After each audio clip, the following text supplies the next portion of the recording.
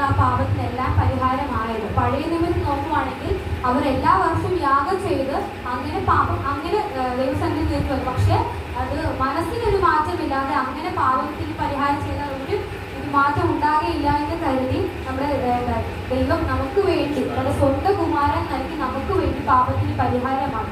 എന്താ പാപം നമുക്ക് ഉണ്ടെങ്കിൽ നമ്മൾ മാനസാന്തരം വേണം. അതില്ലെങ്കിൽ രക്ഷ പ്രാപിക്കാൻ കഴിയത്തില്ല.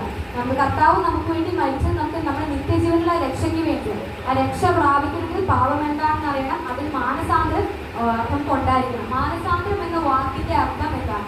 മനസ്സിന്റെ അന്തരം. അതായത് നമ്മൾ ആയിരിക്കുന്ന പഴയ മനുഷ്യനിൽ നിന്നും പുതിയൊരു വ്യത്യാസം, പഴയ മനസ്സും പഴയ ആത്മാവും മാറി പുതിയൊരു വ്യക്തിയായി നമ്മൾ മാറും. അതിനെ നമ്മൾ ഒരു വാക്യം വായിക്കാം. അപ്പോസ്തല പ്രവൃത്തി 26:20. ആദ്യം ദമസ്കോസിലും യെരൂശലേമിലും യഹൂദി ദേശങ്ങളുള്ളവരോട് പിന്നെ ജാതികളോട് മാനസാന്തരപ്പെട്ട് ദൈവത്തിലേക്ക് തിരിഞ്ഞ് മാനസാന്തരത്തിന് യോഗ്യമായ പ്രവൃത്തികൾ ചെയ്യണമെന്നും പ്രസംഗിച്ചു. എന്താ മാനസാന്തരം? ഞാൻ പറഞ്ഞു, മനസ്സിന്റെ അന്തരം, പഴയ അവസ്ഥയിൽ നിന്ന് പുതിയൊരു വ്യത്യാസം. അതായത് നമുക്ക് പുതിയ ജീവനും പുതിയ ആത്മാവും പുതിയ ശരീരവും കർത്താവും നമുക്ക് നൽകും. മാനസാന്തരം പെട്ട് കഴിഞ്ഞ് നമ്മൾ എന്ത് ചെയ്യണം? രക്ഷിക്കപ്പെടണം. കർത്താവായ യേശുക്രിസ്തുവിനെ എൻ്റെ രക്ഷകനായും എൻ്റെ പിതാവായും എൻ്റെ പാപങ്ങൾക്ക് പരിഹാരമായി എനിക്ക് വേണ്ടി മരിച്ചു എന്ന് നമ്മൾ വായ കൊണ്ട് ഏറ്റുപറഞ്ഞ് ജലത്തിൽ വിശ്വസിച്ച് ജലത്തിൽ സാക്ഷീകരിക്കണം. വിശ്വസിക്കുന്നില്ല എങ്കിൽ അതിന് മാനസാന്തരമല്ല. മാനസാന്തരം എന്ന് പറയുമ്പോൾ ദൈവസന്നിധിയിലേക്ക് ഒരു മടങ്ങി വരിക. നമ്മൾ എന്താ കേവലം ഇത് യഹൂദന്മാർക്ക് ഇസ്രായേൽ ജനതയ്ക്ക് മാത്രം ലഭിച്ചിരുന്ന രക്ഷ കർത്താവ് യേശുക്രിസ്തു വന്നതോടുകൂടി നമുക്ക് എല്ലാവർക്കും അത് ലഭിച്ചു. അതിന് മാതൃകയായതാരെ? കർത്താവ് തന്നെ നമുക്ക് മാതൃക കാണിച്ചു. മാനസാന്തര സ്ഥാനത്തിലേക്ക് നമ്മളിപ്പോ കത്തോലിക്കാർ പറഞ്ഞു ഞങ്ങൾ ആദ്യ കുർബാന ഏൽക്കുന്നു, ഞങ്ങൾ മാമോദിസ ഏൽക്കുന്നു. അതല്ല യഥാർത്ഥത്തിലുള്ളത്. എന്താ നമ്മൾ അറിവില്ലായ്മ നമ്മൾ ചെയ്യുന്ന കാര്യങ്ങളെപ്പറ്റി നമ്മൾ ഓർക്കാറില്ല. പക്ഷെ മാനസാന്തര സ്നാനം ചെയ്യുമ്പോൾ നമുക്ക് അറിഞ്ഞോ അറിയാതെ വന്നാൽ എല്ലാ പാപവും നമ്മൾ എന്താ അവിടെ കളഞ്ഞ് പുതിയ മനുഷ്യനായി ജീവിക്കുകയാണ്. എന്താണ് മാനസാന്തരത്തിന്റെ പ്രാധാന്യം? എല്ലാവരോടുമുള്ള ദൈവ കൽപ്പനയാണ് എന്ത്? മാനസാന്തരം. അത് അപ്പോസ്തല പ്രവൃത്തി 17:30 അതിൽ പറയുന്നുണ്ട്. അറിയായ്മയുടെ കാലങ്ങളെ ദൈവം ലക്ഷ്യമാക്കാതെ ഇപ്പോൾ എല്ലായിടത്തും എല്ലാവരോടും മാനസാന്തരപ്പെടണമെന്ന് മനുഷ്യരോട് കൽപ്പിക്കുന്നത് നമുക്കൊരു കൽപ്പനയും കൂടെ തരും. പഴയ നിയമത്തിൽ 10 കൽപ്പന കൂടെ നമുക്ക് പുതിയ നിയമത്തിൽ നമുക്ക് കൽപ്പന എന്താ? എല്ലാവരും അറിയായ്മയുടെ കാലത്ത് ചെയ്ത പോലെ അല്ല. മാനസാന്തരപ്പെടുമ്പോൾ നമ്മുടെ അറിഞ്ഞോ അറിയാതെയുള്ള എല്ലാ പാപങ്ങൾക്കും പരിഹാരമാണ്. നമ്മൾ ബൈബിൾ പറഞ്ഞത് പുതിയ വീഞ്ഞ് എവിടെ പകരുത്? പഴയ തുരുത്തി പകരരുത്. അതിന് പകരം നമ്മളൊരു പുതിയ തുരുത്തിയായിട്ട് മാറ്റുകയാണ്. നമ്മുടെ ഈ മനുഷ്യന്റെ മനുഷ്യ ശരീരം എന്ന് പറഞ്ഞ വസ്ത്രമായി സങ്കല്പിക്കുകയാണെങ്കിൽ എത്ര കഴുകിയാലും മാറാത്ത കറ അതെന്താ? കർത്താവിന്റെ രക്തം കൊണ്ട് നമ്മളെ കഴുകി വൃത്തിയാക്കി പുതിയ ആളാക്കുക. എന്താ? എല്ലാവരോടുമുള്ള കൽപ്പനയാണ് എന്ത്? മാനസാന്തരം. അടുത്തത് ദൈവത്തിന്റെ ഹിതം. 2 പത്രോസ് 3:9 ദൈവത്തിന്റെ ഹിതമാണ് മാനസാന്തരം. 2 പത്രോസ് 3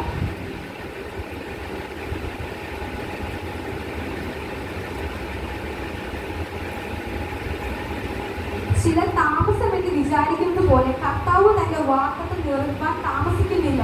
ആരും നശിച്ചു പോകാതെ എല്ലാവരും മാനസാന്തരപ്പെടുവാൻ അവർ ഇച്ഛിക്കുന്നു. നേരത്തെ ഞാൻ പറഞ്ഞു, കേവലം യഹൂദന്മാർക്ക് ലഭിച്ചതാണ് ഈ രക്ഷ എന്ന് പറയുന്നത്. നമ്മൾ പുറത്തള്ളപ്പെട്ട വെറും ജാതിയാണ്. പക്ഷെ യേശുക്രിസ്തു വന്നപ്പോൾ അങ്ങനെയല്ല. നമ്മൾ ലോകത്ത് എല്ലായിടത്തും എന്താ ഈ മാനസാന്തരത്തെ കുറിച്ച് അറിയിക്കണം. പാപം എന്താണെന്ന് പറയുന്നത്, രക്ഷ എന്താണെന്ന് നമ്മൾ പറയണം. അങ്ങനെ മാനസാന്തരം നമ്മൾ എല്ലാവരും പുതിയ ദൈവ വിശ്വാസികളാണ്. പക്ഷെ അക്ഷരാർത്ഥത്തിൽ നമ്മൾ ഇസ്രായേലിലല്ല. ഇസ്രായേലിക്ക് മാത്രമുള്ളതാണ് എന്ന് രക്ഷയും അവരുടെ ദൈവവും. പക്ഷെ കർത്താവായ യേശുക്രിസ്തുവിന്റെ കരുണയും കർത്താവിന്റെ സ്നേഹത്തെ ദൈവത്തിന്റെ സ്നേഹം കൊണ്ട് മാത്രം എന്താ നമ്മളെപ്പോഴും ദൈവത്തിന്റെ സ്നേഹം എന്ന് പറഞ്ഞാൽ ഓർമ്മിക്കാൻ കഴിയാത്ത ഒരു കാര്യം തന്നെയാണ്. നമ്മുടെ മറ്റുള്ളവർക്ക് ഒരു കാര്യത്തിന് വേണ്ടി നമ്മുടെ സമയം കളയാൻ പോലും നമ്മൾ ഇന്നത്തെ കാലത്തിൽ ആരും ഇഷ്ടപ്പെടുന്നവരല്ല. പക്ഷെ തന്റെ സ്വന്തം കുമാരനെ നമുക്ക് വേണ്ടി നൽകിയിരിക്കുന്നത് നമ്മുടെ പാപപരിഹാരത്തിനാണ്. അത് ദൈവത്തിന്റെ ഹിതമാണ്. അടുത്തത് പാപമോചനത്തിന് അനിവാര്യമാണ് എന്ത്? മാനസാന്തരം. അപ്പം പാപമോചനം എന്ന് പറയുന്നത് എന്താണ്? മാനസാന്തരം. നമ്മുടെ മാനസാന്തരപ്പെടുന്ന രക്ഷിക്കപ്പെട്ട് വിശ്വാസിക്കുന്നത് എന്താ? എന്റെ കർത്താവ് എനിക്ക് വേണ്ടി മരിച്ചു, എനിക്ക് വേണ്ടി ജീവിക്കുന്നു, എന്റെ പാപത്തിന് മൊത്തം പരിഹാരമായി നമ്മൾ വായുകൊണ്ട് ഏറ്റു പറഞ്ഞ് നമ്മളെ രക്ഷിക്കപ്പെടും. അടുത്ത 2ാമത്തെ സ്റ്റെപ്പാണ് സ്നാനം.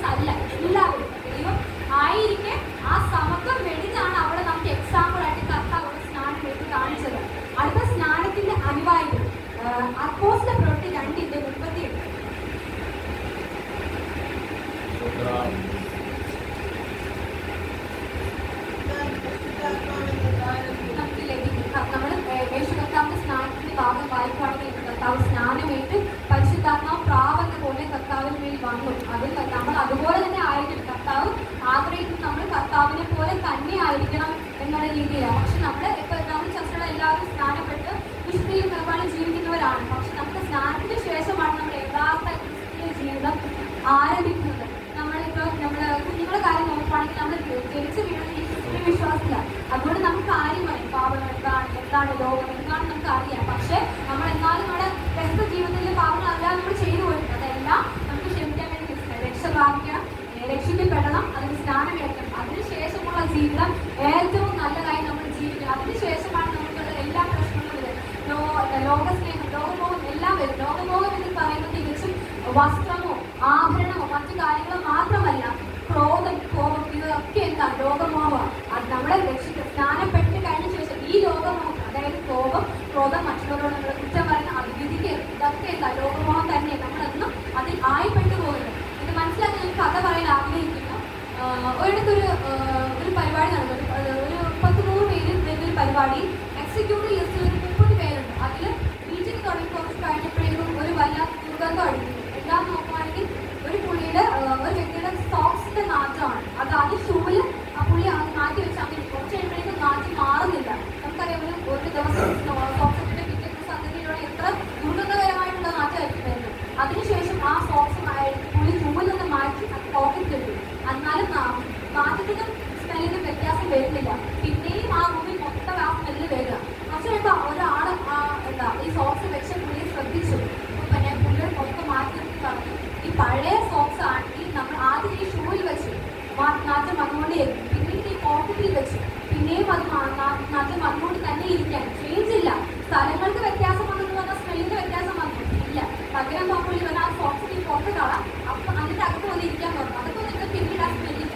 അതുപോലെ ആയിരിക്കണം നമ്മുടെ മാനസാന്തരം. നമ്മുടെ പുതിയ ശരീരം നമുക്ക് കർത്താവ് നമുക്ക് പുതിയ ശരീരം നൽകി, പുതിയ ആത്മാവ് നൽകി, അങ്ങനെയൊക്കെ പഴയ മനുഷ്യരെ കളഞ്ഞു. എന്ത് കാര്യം ഈ നമ്മൾ നേരത്തെ ഞാൻ പറഞ്ഞ ഡ്രസ്സ് കഴുകി നമ്മുടെ അക്രമങ്ങൾ വൃത്തിയാക്കാൻ പറ്റാത്ത പാപകറ നമ്മുടെ കർത്താവിന്റെ രക്തം കൊണ്ട് നമ്മൾ വിശദീകരിച്ചിരിക്കുക.